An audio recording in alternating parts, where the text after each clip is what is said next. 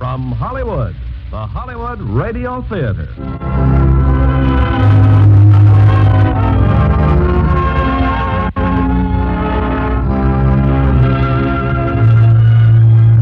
Starring Joan Fontaine and Mel Ferrer in Undercurrent. Ladies and gentlemen, your producer, Mr. Irving Cummings. Greetings from Hollywood, ladies and gentlemen. Our play tonight is the taut, suspenseful story of a young bride who soon discovers her husband's mysterious hatred for his brother can bring complete disaster to her marriage. Undercurrent was one of Metro-Goldwyn-Mayer's most successful dramas. And as our stars, we have invited one of our most popular actresses, Joan Fontaine, who co-stars with Mel Ferrer, high on the list of our distinguished actors. Now, Act One of Undercurrent, starring Joan Fontaine as Anne and Mel Ferrer as Alan Garraway.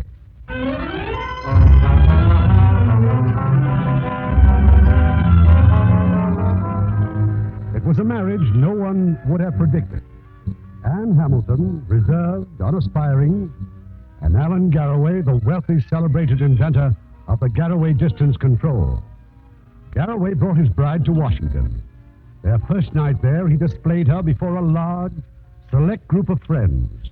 When the friends had departed... Anne, darling, what is it? I thought they'd never go, Alan. Oh, you shouldn't have. What, darling? I shouldn't have what? You shouldn't have married me. Your friends asked, and they know it was a mistake. Anne. Oh, I can't help it. I don't even know what they were talking about. And they were laughing at me, Alan. I know they were. But I was so proud of you tonight. I was lost among them. Oh, what they must have thought.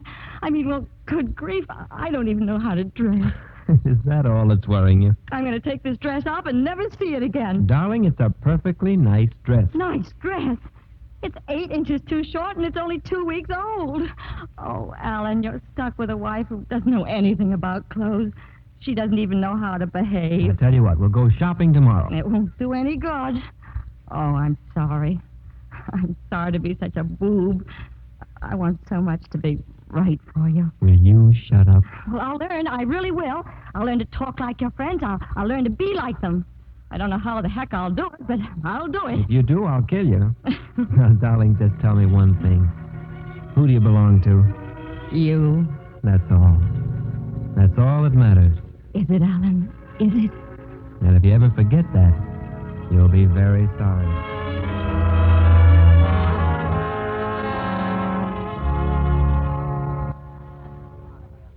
Now, if Madame does not mind waiting, I will arrange to have some hats modeled for her right away. Well, darling? Oh, of course, I don't believe any part of this. A mink coat, a beaver jacket, 14 gowns, 12 pairs of shoes. Now, relax. If I relax, I'll drop dead. Oh, Alan, how could you let me wear that brown horror last night? I'm in love with you, darling. I didn't even notice. Oh, but you must have. Oh, don't be afraid of hurting me. I don't know much about these things. Alan Garraway. Well, hello, Mrs. Foster. Anne is a neighbor of ours from Virginia, an old friend of my mother's. Mrs. Foster, my wife. How do you do? I'm delighted to meet you, my dear. When are you coming down to Middleburg? Well, if business eases up next month, I hope. Well, Alice, she looks like a fine, honest girl. You ride, of course. I'm afraid I'm not very good at it. Oh, we're raised on horses in Middleburg, aren't we, Alice? Oh, but definitely. Alan's not a bad rider, my dear. But his brother Michael's the boy with the light hand. By the way, Alan, how is Michael? Michael is always Michael. I hope you'll excuse us, Mrs. Foster. We were just going to... Oh, of course. I'm late for an appointment myself. I'll be looking for you in Middleburg. Goodbye, Mrs. Foster. Alan, you didn't tell me you had a brother. I haven't had time to tell you a lot of things, darling. Look, you pick out your hats, Anne. I'll wait out front and get some eggs.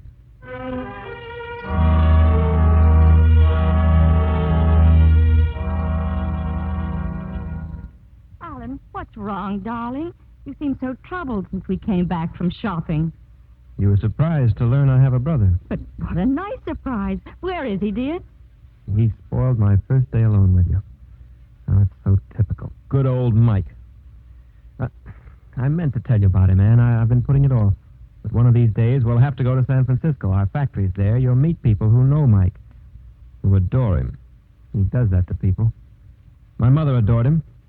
He was her favorite. Oh, Ellen, please, if you'd rather not. When my father died, Mike and I took over the business. I was the engineer. That's when I started working on my distance control. We'd been making plenty of money when suddenly we began to run out of funds. Mike must have thought I was an imbecile to do it the way he did. It was just like putting his hand in the cash register. He was stealing from you? Your own brother? Yes. Mike had bought a ranch in the country. He spent most of his time there. Anyway, I drove out to see him. When I told him what I'd found out, he said I'd never do anything about it, not while Mother was alive. And I didn't. Mother was an invalid. She died the next spring. Oh, please, Alan, don't. Well, there's not much more to tell. After she died, Mike just disappeared. Last I heard, he was in the Army. It was over 3 years ago. He disappeared because he was afraid of what you might do to him? Well, maybe. Mike's not afraid of me. And I keep thinking he's alive somewhere and hating me the way he must. I even felt I didn't have the right to marry him. Oh, Alan, don't. Don't say that. He can't hurt us if we never let him come between us. Why should he? What's Mike got to do with us? Nothing. So we'll never think about him or speak about him again. But if anything ever does come up, you tell me. You let me know. Nothing ever will. Oh, darling, I'm so deeply sorry for you. But I'm glad you told me because it means you're not as sure of yourself as I thought you were. You need me, even if it's only to help you forget. I need you very much. You may have a no-good brother, but you're going to have an awfully good wife. Oh, I'm so grateful to you for so many things. It's as though you led me by the hand into a strange and wonderful world. A world to dream of. Why dream? You're here, Anne, and you're mine, and I love you.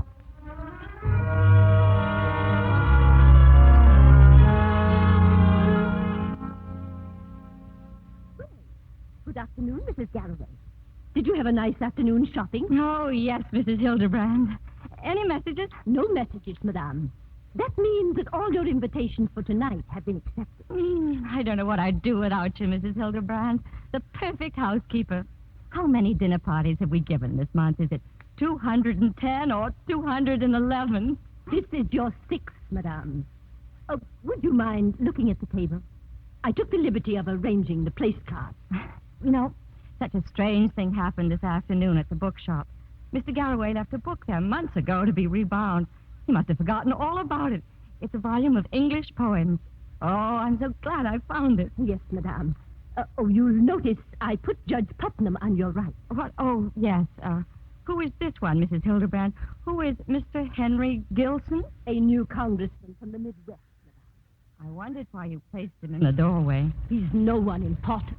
Ah, that explains it. If that is all, madame, I had better go to see about the audience. I'm sorry, Henry Gilson. You're just not important, poor guy.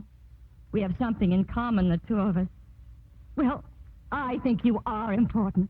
Henry, you and Mr. Justice Putnam are changing places. There.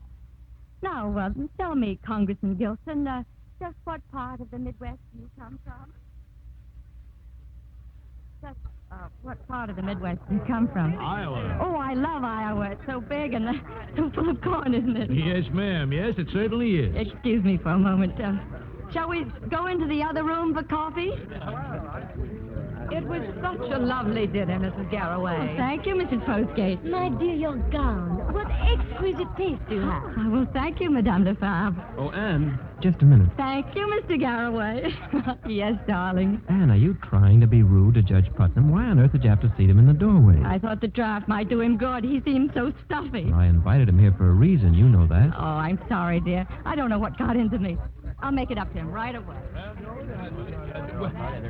I believe your wife's bewitched me, Garraway. Why, I haven't talked so much about myself in years. Well, please don't stop now, Judge Putnam. Not when you're telling us about your home. Charleston must be beautiful this time of year. It is, but I won't see it. Sometimes I feel it really belongs to the people who take care of it, much more than it does to me. That's a very generous attitude, sir. My father always says how foolish we are to think that we really possess anything in life. Well, why would he say that? Well, I think Judge Putnam understands. No one ever really owns anything. All we have is a temporary use of it. just isn't true to say my this or my that. Not even my wife? Oh, well, that's different. You know, I read something today which says what I mean better than anything I've ever heard, and I'm ashamed to say I memorized it. I'd love to hear it, my dear. Well, I found it in an old book of poems. This particular poem was marked, and I thought to myself, the man who marked this poem is someone I understand and someone who understands me. Remember it, Alan? Remember what? My house, I say, with hark to the sunny doves that make my roof the arena of their love. Our house, they say, and mine, the cat declares, and spreads his golden fleece upon the stairs. And mine, the dog, and rises stiff with wrath if any alien foot profane the path. That's charming, Mrs. Garrett. Well, I may have left out a line or two, but that's the general idea. Anne, I think Dr. Fort would like another brandy. Of course. You see, Judge Putnam, poetry is one of Alan's hidden vices. That's a wonderful girl, Garrett. Yes. Yes, she is. I'm a very lucky man.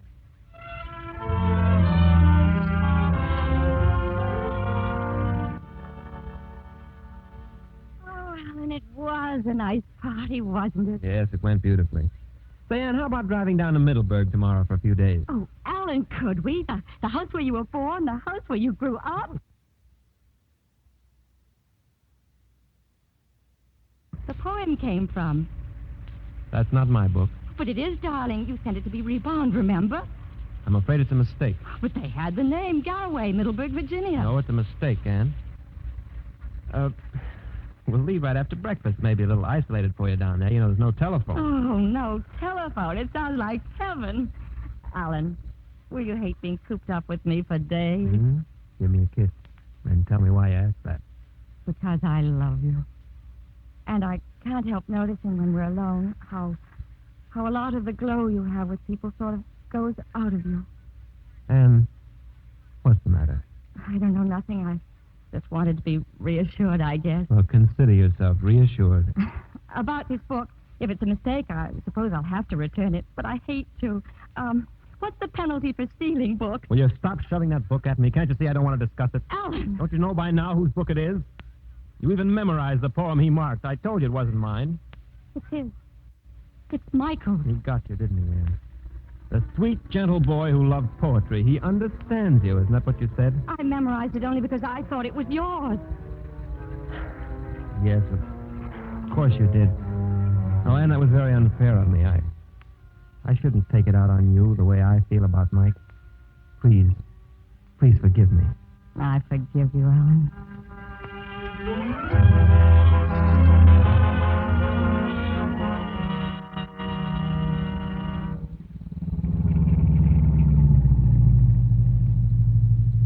Well, this is it, Anne. This is Middleburg. Oh, what a lovely old house. Oh, it's a dream. George. We're here, George. George? Just the caretaker, darling. Back there, the stables. Orchards on the other side. You know that Mrs. Foster you met? Well, she lives beyond that stretch of woods there. Alan, you have a dog. Yes, that's Bate. I don't think Bate likes me very much. Dogs and horses never do. I'm a bad character, I guess. Hello, Bate. Come here, boy. Hey, now, don't you back away from me. You're supposed to be glad to see me. Come here, dog. What you carrying on like that for? Come back. Mr. Allen. Well, I'm sure glad to see you, sir. Well, Bates all right, ma'am. This ain't used to strangers. George, this is Mrs. Garraway. I'm glad to know you, George. Place looks fine. Oh, it's just beautiful. Well, thank you, ma'am. You can get the bags out of the car, George. I'll show Mrs. Garraway. Well, I saved the living room for the last, Anne. Well, here it is. Oh, how charming. I suppose it could be. A little grim right now. Oh, not grim, darling. A little lonely, perhaps. A little unused. Alan, I've been looking for pictures. I'd like so much to see a picture of your mother. Everything all right, sir? Oh, yes, George. Come in. Isn't there a picture of your mother somewhere? Well, there used to be, ma'am, but... I took them down, Anne. I've stored away most of the personal stuff. Would you like to drive over to Mrs. Foster's? No. Well, not if you're tired, dear, but I want to speak to her about buying a section of those woods we passed. Well, you run along, darling. I'll unpack while you're gone. I'll be back by dinner time.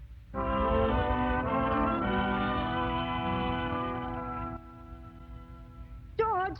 Yes, ma'am? Mr. Garraway, has he come home yet? No, ma'am. You have a nice walk? Well, I just came back from the stables. There was someone there. He just about scared me to death. A colored man, a big and fat? Yes. I'll teach that old Ben. Oh, no, it's all right, George. He went away. Ben, he's plumb out his head, ma'am. He don't mean no harm. I chased him off, but he just keeps coming back. He kept talking about the horses in the stable. I'll fix you a nice cup of tea, ma'am. George, wait. He warned me about the black stallion. Oh, yes, ma'am. That horse ain't no good. Please don't go near him. He's Mr. Michael's horse, Ben said. Yes, ma'am. He was. I think I will have a cup of tea. Good and strong.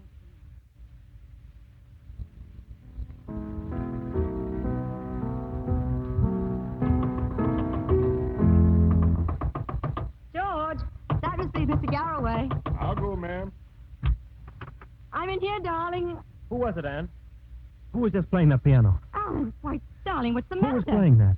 Why, I was. You? Well, why did you play that piece? Well, I don't know. I play it often. Father taught it to me. Your father taught you that? Yes, he does play the piano. I'd forgotten. Well, that's a piece anyone might play, mightn't they? Alan, you're ice cold. Oh, tell me what's wrong. My mother. My mother died sitting at that piano playing that piece. You see, Middleburg is not all happy memories from here. Oh, Alan, I'm so sorry. I didn't mean to upset you, darling. Oh, I wish I could have known your mother. But finding out that she loved that piece, too, makes me know her a little, doesn't it? That's a bond between us we didn't know about. Yes. I guess dinner will be ready soon. Oh, bring them in there, George. I'll fix the cocktails, ma'am. Oh, thank you. George, Mrs. Garraway must have been a wonderful woman. Yes, ma'am, she was. She was an invalid for a number of years, wasn't she? Yes, ma'am. But she laid up there in her bed, never complaining, always smiling. This piano must have been a great comfort to her when she did get up. Piano, ma'am? Well, Miss Garraway never played no piano. She didn't, but she died sitting at that piano, didn't she? Oh, no, ma'am. She died upstairs in her room, ma'am. George, can serve dinner any time it's ready. Yes, sir. I'm starving. Be ready in just a minute, sir. Ah, cocktails. Well, we can use these, huh, dear? George's cocktails are the best. Almost good enough for you. Well, to us, darling. Yes, Alan. To us.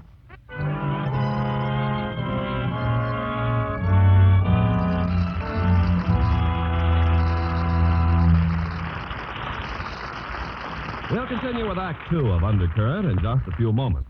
Make a friend, and you make an ally. There's a thought for you to keep in mind, as many another American has. Not too long ago, a request was received by the United States State Department for help in setting up a modern medical system in Thailand. The man selected for the job was Dr. Ben Eisman of St. Louis, whose work went far beyond the limits of his 3-month job. In Thailand, he discovered that 17 million people living in the interior were being treated by only 700 doctors who were sadly ignorant of modern surgical techniques. At every turn, he fought against strong native superstitions to accomplish his work. With his small supply of instruments, he removed a ruptured appendix from a young Thai girl and performed a successful operation on the hair lip of another. He did plastic surgery and worked with skin grafts, putting in from 15 to 20 hours a day. In the evenings, he completed 2 medical textbooks, which were translated into the Thai language and were given free to any doctors or technicians who asked for them. Through Dr. Eisman's efforts and with American medical aid, a program was set up to raise the standards of health and medical education in Thailand and nearby countries. Thanks to Dr. Eisman, America has won herself more grateful allies. In recognition of his works, U.S. Envoy Edwin Stanton wrote these words to Dr. Eisman: "You are one of the greatest ambassadors of goodwill America has ever sent abroad." Thus, Dr. Eisman had the personal satisfaction of knowing that by helping others, you help your country. And now our producer, Mr. Cummings. Act Two of Undercurrent, starring Joan Fontaine as Anne and Mel Ferrer as Alan.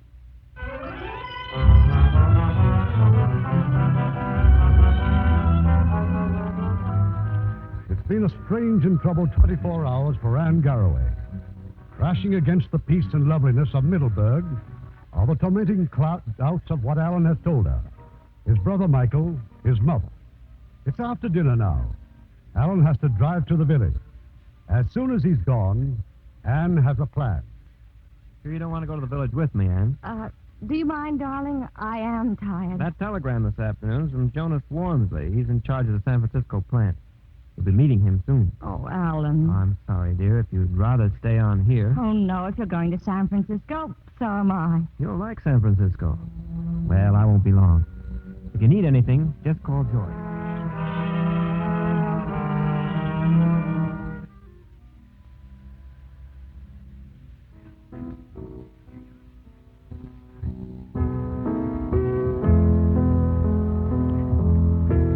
All right, George. What is it? Miss Garraway. I said, what is it, George? Nothing, ma'am. Nothing. What were you afraid of just now? You knew I was in here. No, ma'am. I heard the car drive off, and I thought you'd gone, too. No lights turned on in I here. turned them off. Who did you think was in here, George? Who used to sit at this piano and play that piece? Oh, please, ma'am. You aren't nobody, ma'am. That's not true. Who did you think it was? Did you think it was Michael? No, ma'am. Did Michael play this piece? He did, didn't he? Oh, Miss Garraway, please. Please don't tell Mr. Allen I was talking about Mr. Michael. I won't tell him. George, Mr. Allen has been terribly hurt. We've got to find a way to help him. Just tell me what I could do. No, there's not much you can do, George, is there? We'll be leaving soon for San Francisco. What has to be done, I must try to do myself.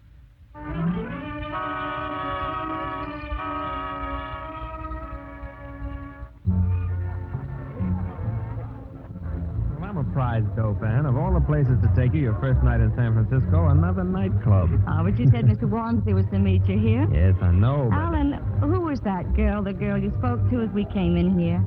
An old friend.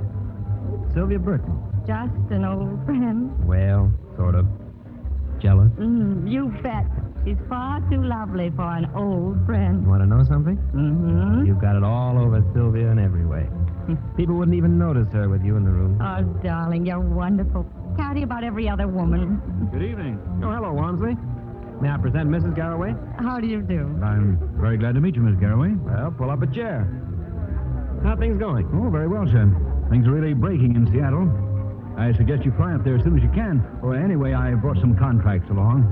You care to look them over? Do you mind, darling? Oh, no, you go ahead and look them over. I'll run in the powder room for a moment. I just saw Miss Burton. Did you? Has your wife met her yet? Those contracts, Wormsley. Let me have them.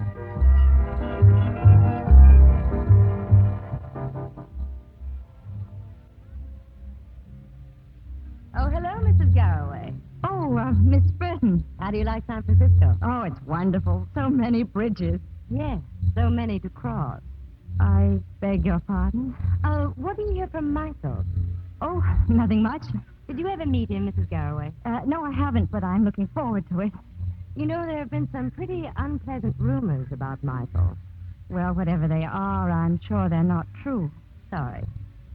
You know, it's strange, but I was beginning to have a funny feeling that Michael might be dead. Oh, no, I'm sure Alan would know.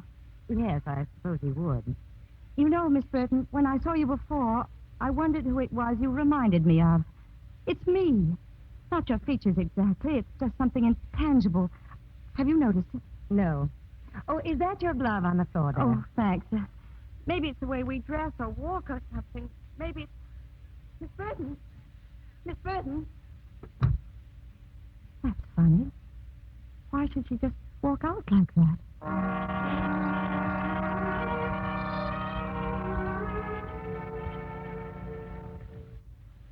Well, what do you think about that, Mrs. Garraway? Oh, I'm very impressed, Mr. Wormsley. I only wish Alan were here to see how impressed I really am. I imagine he's in Seattle by now.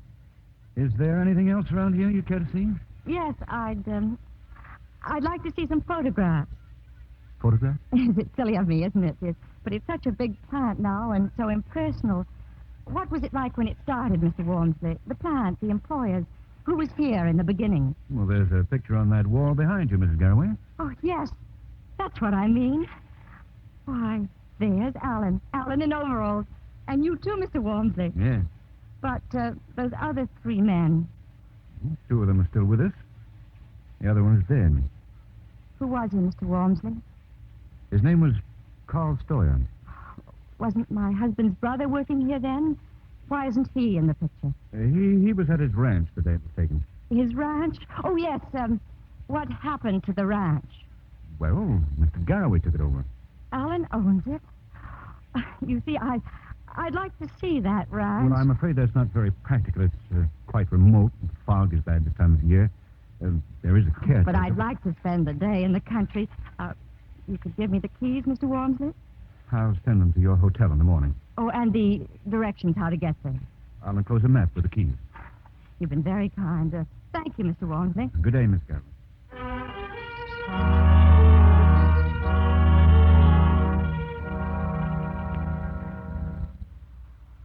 You looking for someone, miss? Oh, hello. I'm Mrs. Alan Garraway. How do you do? You're the caretaker? Why, yes, I am. I've just been inspecting the house. Well, I was just about to leave, but if there's anything I can do for you, Tell me, did you know Michael Garraway? Well, yes, I did. I'm a close neighbor up the road. He left here very suddenly, didn't he? Yes. I guess he was a rather unpredictable person. Well, anyway, I think this is one of the most charming houses I've ever seen. It has dignity. Doesn't look as though it's been shut up at all, does it? No, it doesn't. It looks, well, as though it were waiting for someone. Waiting for someone? You probably think that's foolish. I suppose it is. Is that surf I hear? Are we that close to the ocean? If you'd like, I'll show it to you. It's none of my business, Mrs. Garraway, but did you have any special reason to come out here?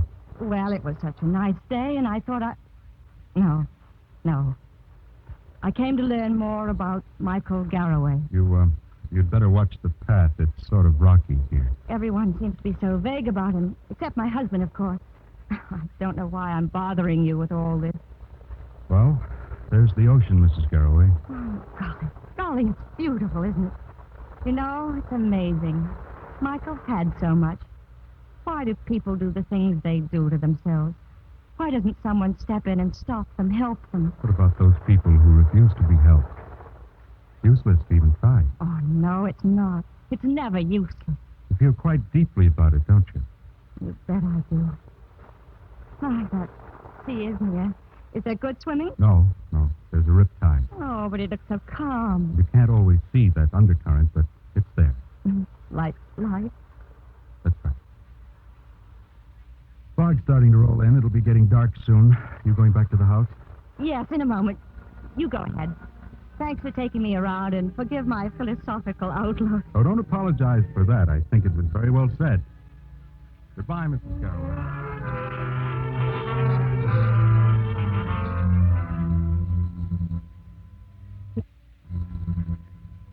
His house.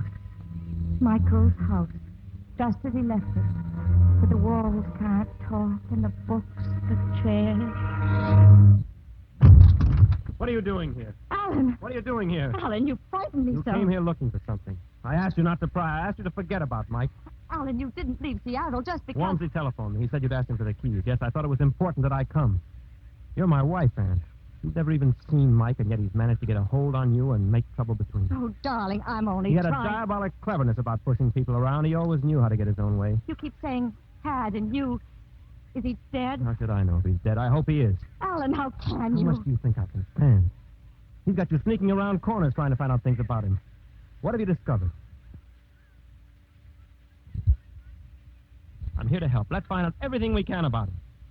A man who likes music and books, wouldn't you say? The strong, silent, philosophical type.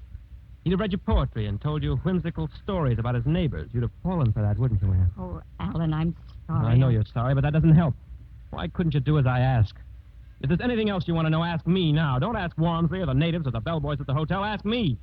I'll tell you anything if you'll only stop bringing him into our life. I was wrong to come here if you didn't want me to. But for you to shout at me and treat me as though I were a criminal. Alan, whatever I did for us. To try to find out why it is he comes between us because of him. Our life together, he's hurting our marriage, and I want our marriage. We'd better start back to town.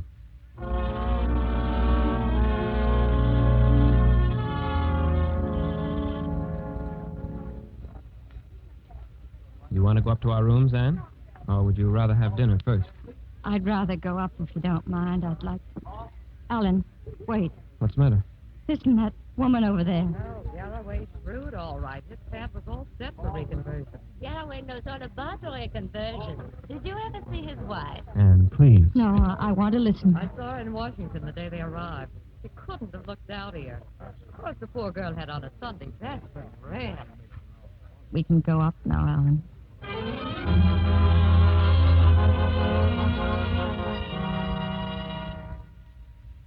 What are you thinking about, Anne?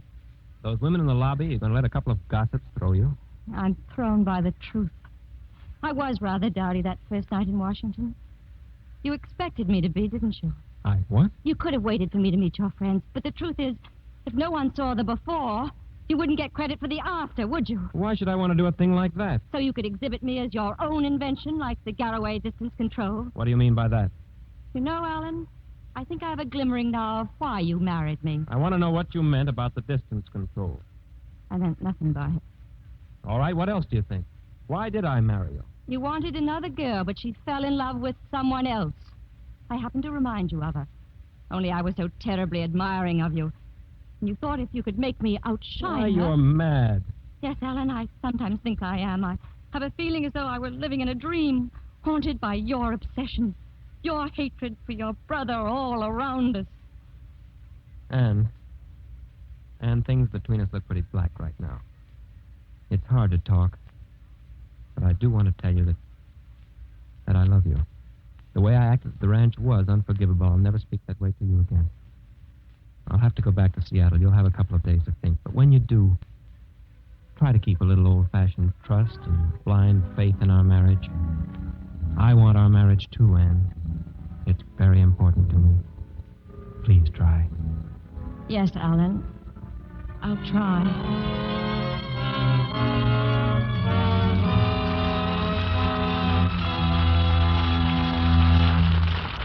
Make a friend, and you make an ally. There's a thought for you to keep in mind, as many another American has. In 1864, Clara Barton gave up a successful job in the patent office in Washington and devoted the rest of her life to bringing physical and mental aid to the wounded and dying on the battlefield. At first, it was the soldiers of the American Civil War. But when the war ended, she was forced to go abroad to recuperate from nervous exhaustion. While she was in Switzerland, Napoleon declared war on Prussia. Clara Barton was urged to return to her own country, but she refused. She felt it was her duty to remain in Europe and help the wounded of this new war. It didn't make any difference to her if they were French or Prussian. She didn't ask the nationality of the sufferer when she stopped the flow of blood from a soldier's wound. In spite of many inconveniences and hardships, she traveled across the rugged German countryside to reach the Prussian front lines. But there she was told that the only way she could be allowed into a frontline camp would be as a prisoner of war. Clara Barton agreed, and as a prisoner until the end of the war, she continued to do her work with the wounded Prussian soldiers. After the war, she remained in Europe to help the defeated French. When she sailed for home in 1873, grateful Europeans bestowed on her many medals of honor, including the Gold Cross of Remembrance, the Jewel of the Red Cross, and the Iron Cross of Merit. Once again, an unselfish American had discovered that by helping others, you help your country.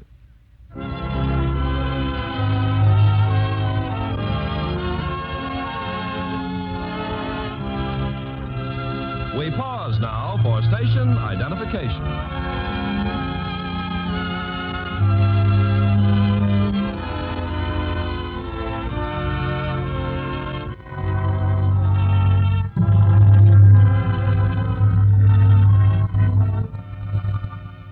The curtain rises on Act 3 of Undercurrent, starring Joan Fontaine as Anne and Mel Ferrer as Alan.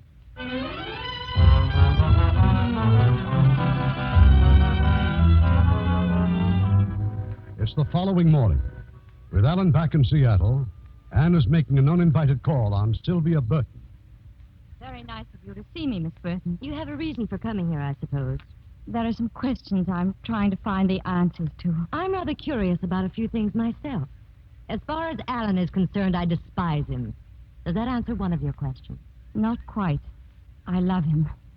But it's not Alan I want to know about. It's Michael. I can imagine. All I know is that he and Alan had a terrible fight, and Michael disappeared. But he seems to be coming up more and more in our lives wherever we go, whatever we do. I've got to know more about him. My marriage, my happiness, my future seem to depend on it. And you'd like to know how close Mike and I were. Well, we weren't. I tried, but Mike wouldn't have it. I used to think it was because he had some sort of funny sense of loyalty since I'd met him through Alan. He was that thing you have to look for with a microscope. A gentleman. And that's the man your husband spread those lies about stealing money. I believe my husband, Miss Burton. Nonsense. You think he's lying, and I know he is. Why? Because I'd been through this myself. When Mike disappeared, I went crazy trying to find out what happened to him. And did you find out? Only that he'd been at his ranch. That was the last anyone saw of him, except your husband. You see, I still think Mike is dead. You mean he was killed in the war? No, I don't mean he was killed in the war. Why hasn't he written to someone? Lots of us would like to know what happened at that last meeting, Mrs. Garraway. Ask your husband, what kind of a fight was it, and what happened to Mike? How dare you speak to me this way? I should never have come here. It isn't such a shocking idea, Mrs. Garraway. Not when you've lived with it for a while. Hello? Mrs. Allen Garraway? Yes? One moment, please. Seattle calling. Here's your party, sir. Hello, Anne. Yes, Alan. I miss you so, darling. I miss you very much. I haven't been able to think or concentrate on anything but you. Oh, I'm so glad you said that. I'm so confused. Don't, darling, don't. Anne, I have to leave for Baltimore in the morning. I can't very well get out of it. That's all right, Alan. But I think it could work out well for us. If you like, you could go on to Middleburg. Take the train. By the time you get there, I'll be through in Baltimore and can join you. Yes, Alan, yes. I'm going to devote the next few weeks to us. We'll have a real honeymoon in Middleburg. You wait and see. Oh, I love you, Anne. I love you.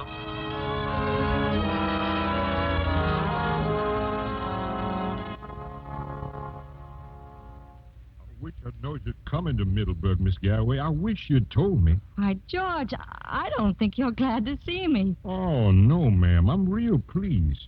When'll Mr. Allen be here? He'll be here later tonight. George, why do you wish I'd let you know? Just so that I had a little time to fix things up. Such as out there, George, out there by the stables? A little time to tell whoever it is out there to go away? Miss Garraway, there ain't nobody out there, Miss Garraway. Oh, I don't mean old Ben either. Just now when I was walking, the dog saw him. Bate saw him. Bate was all excited, jumping up and down and wagging his tail. But you didn't see nobody, ma'am. No, I didn't. It was too dark, and I was frightened, I suppose. I came straight back here. Oh, let it pass. Please, Miss Garraway, let it pass. I can't, George. I'm not frightened now. I'm going back to the stables and look for my son.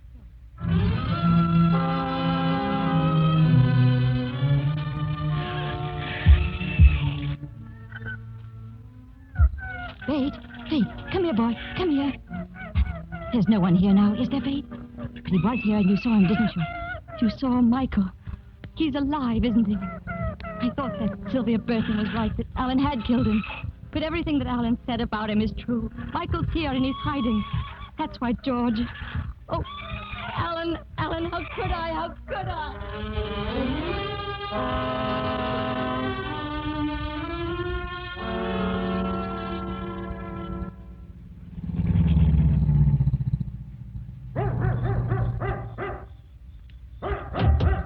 It's all right, Bate. You can stop barking.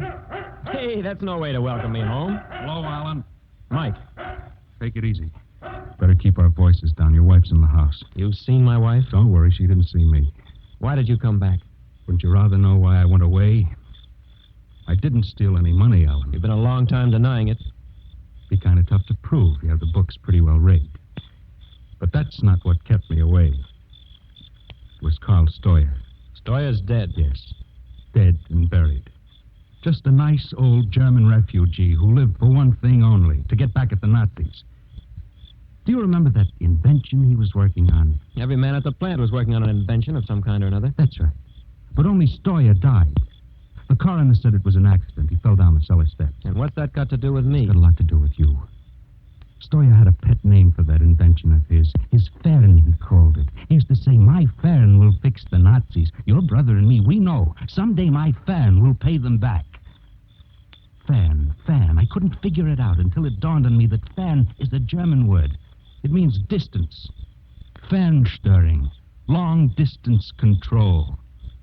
That's why Steuer died. He was murdered by somebody who wanted his invention. The distance controller was mine. It was Steuer's. And it made millions for you. Well, has the money been worth it, Alan? Has it been worth killing for? You can't prove any of this. Maybe not. Is Wormsley the only other one who guessed? Because you're paying him off, aren't you? Well, anyway, I wanted to get out of the whole mess. That's why I disappeared. But it seems it has to be faced after all. I have met your wife. Here, today? No, the ranch. She thought I was the caretaker. She's a fine girl, Alan. But she doesn't know about Steuer, does she? Well, I'm here to make sure she finds out. If you think I killed Steuer, what makes you think I wouldn't kill you? I believe you're capable of trying. No. Once I could have killed you. But not now. I can't kill you any more than I can give Ann up. I'm going to keep her, Mike, for as long as I can. A minute, an hour, as long as I can. How can you think you have a right to her? What gives a man a right? Does love? Because I love her. You can take everything else, but not her, Mike, not her. I never thought I would, but I'm crawling to you. She loves me. She's helping me. I've got a chance now. I can be all right. I never could before. What chances does she have, Alan? I'll tell her. Well, I'll have to do it in my own time. Just a little time, that's all I'm asking, until I'm sure of her. I think you can be sure of her. Ann, darling, wake up, dear. I'm back. Oh, forgive me, darling, forgive me. Forgive you? I've been so wrong. I've got to tell you something, and I'm so deeply ashamed. I thought such crazy things about you. I thought you'd killed your brother. No, darling, listen to me. I thought that, and I was going away and never see you again. You were going to leave me? I couldn't have stayed. I couldn't have endured... You couldn't have endured living with a murderer. Oh, but it's all over. I know he's alive. I'm able to breathe again. Yes, Anne. It is. It is over. And no one will ever come between us again. Oh, Alan, I want you to listen to me. You remember that I once told you that Michael was your obsession? Yes. I was wrong. I think he's my obsession. I want to drive him away, but there's something unfinished somehow. I think if I could see him, hear him speak, then I'd know him the way you do, as a man, not a shadow, someone who was cruel and wrong and was hurt you. Oh, I was so wrong about him. Everyone was. Everyone? Whom did you speak to about Mike? Sylvia Burton. She thought you killed him. And you believed her? Were you glad she was wrong? Oh, glad? Oh, yes, Alan, yes. Then why are you unhappy? That's what I'm trying to tell you. You're still here in my mind somehow. You've got to help me. I don't understand it. Do you understand? Yes. Yes, I think I do. You're in love with him. No. You're in love with him, aren't you? But no. How could I be in love with someone that I've never seen? Oh, but you've seen a lot of Mike. A book, a poem, his house, a girl who once loved him. Aren't you jealous of Sylvia Burton? Why did you go to her? What did you really want to know? Alan, please. You'd go to anyone who could talk about Mike. You wanted to believe what they had to tell you. You never believed me. You don't believe me now.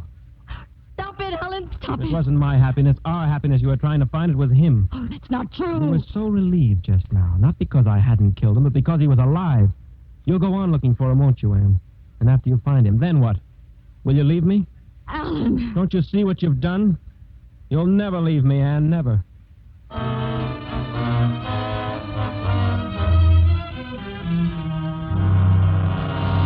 George! Good morning, Anne. And you're up early. Didn't you sleep well? George! George is gone. I sent him into town. He won't be back until evening. Alan, no. I thought I'd go for a ride. That stallion, he'll break down the stall unless he gets some exercise. I thought we could... Why are you trembling, Anne?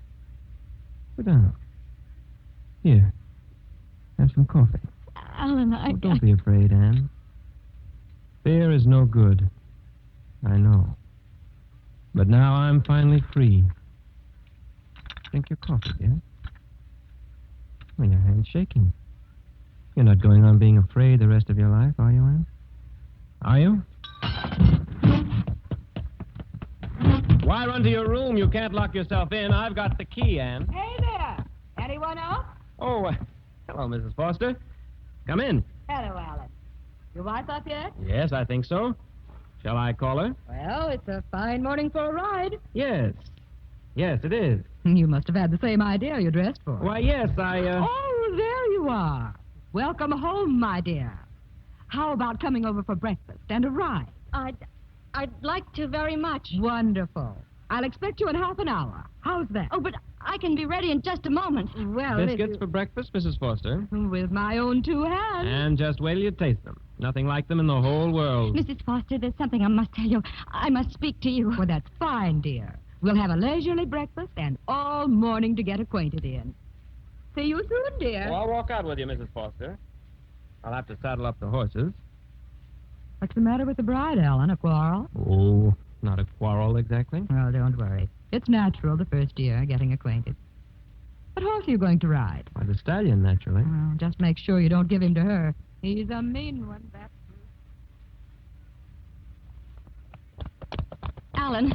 Alan, did we have to come this way? Can't you handle your horse? I gave you the mare. But I'm not a good rider, Alan. This cliff. I thought if we took the trail along the cliff, you'd enjoy the view. It is beautiful, isn't it? Alan, keep your horse back, please. That's easy to say. I can't hold him in. But there's not room for both of us. The path is narrow, isn't it? Quite a drop to the gorge, Anne.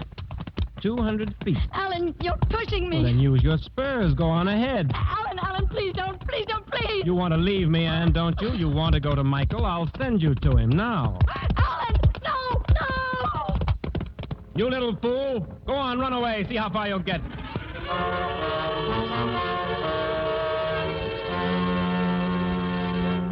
Anne. What happened? Did your horse throw you? Oh, that's quite a bruise on your head. Or did you hit a low branch? It hurts, doesn't it, Anne? But nothing's going to hurt you anymore. I'm going to kill you, Anne. They'll think you broke your stupid little neck when your horse... Get away! Get away from me!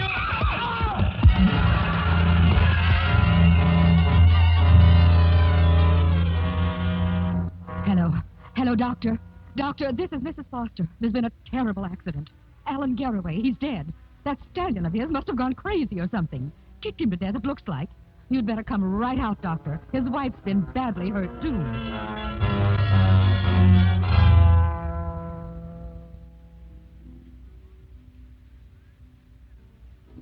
That music is beautiful, Anne. Who's playing?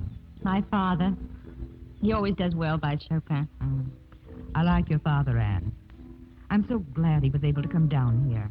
So am I, Mrs. Foster. You're all right. Staying on here at Middleburg all these weeks, doing your getting well here. It took courage to face it out. Most people would have run away. Hard to run away in a wheelchair. Dr. Hill says by next week. That's really why I stayed. Not because I've courage, I haven't. Here you are, darling. One of George's priceless egg tarts. Father, Well, who's playing the piano? I thought you were. you have a visitor. Oh, no, I can't see him. I'm not ready yet. I can't. You sent for him, Anne. Yes. Yes, I sent for him. I'll wheel you in. I can manage alone.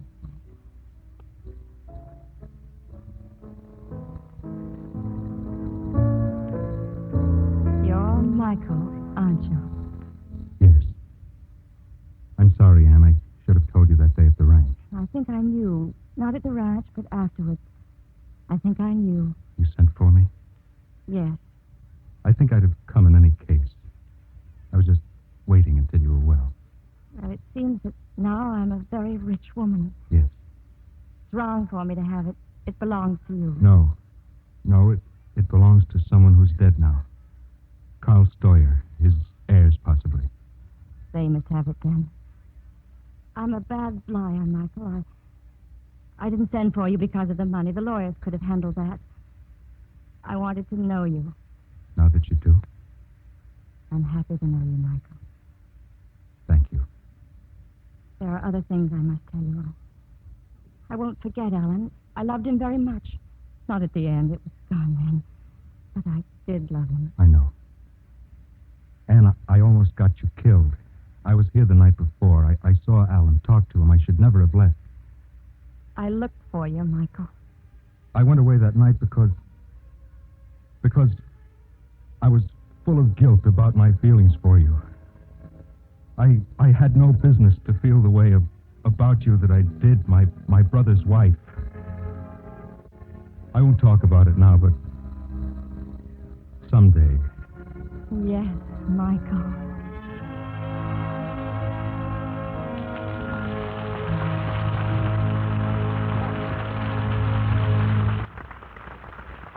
In a moment, our stars will return. The town of Kotzebue, Alaska, had very little defense against the fire which raced through it on a winter's night.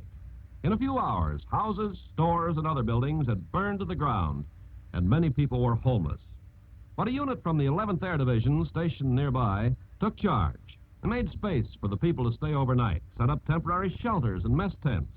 And the next day, they set to work to rebuild the town. On off-duty hours throughout the next few weeks, they worked as carpenters, painters, bricklayers, plumbers, and electricians. And from their example, the people of Kotzebue took heart. As the town was rebuilt, so their hope for the future was rekindled. Such acts by you and your friends today are shaping our world of tomorrow.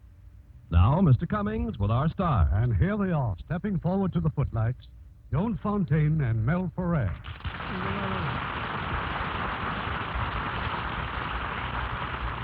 Well, Mr. Cummings, what about next week's play? It's a highly dramatic story filled with suspense that will keep you right on the edge of your chair. It's 20th Century Fox's Man on a Tightrope, the exciting adventure of a circus owner who makes a wild dash for freedom in a foolhardy attempt to escape from terror and oppression. As our stars, one of the finest actors of stage or screen, Edward G. Robinson. And co-starring in the part of his lovely daughter will be Terry Moore. Oh, we'll be looking forward to that, Irving. Good night. Good night. Good night. It was an exciting evening.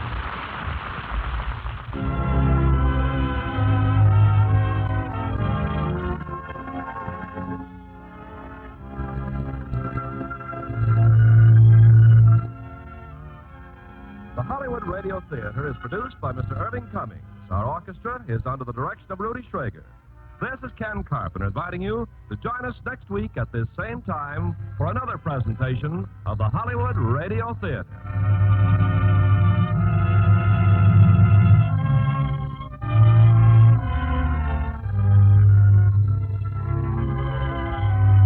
Hollywood Radio Theater is a presentation of the United States Armed Forces Radio and Television Service.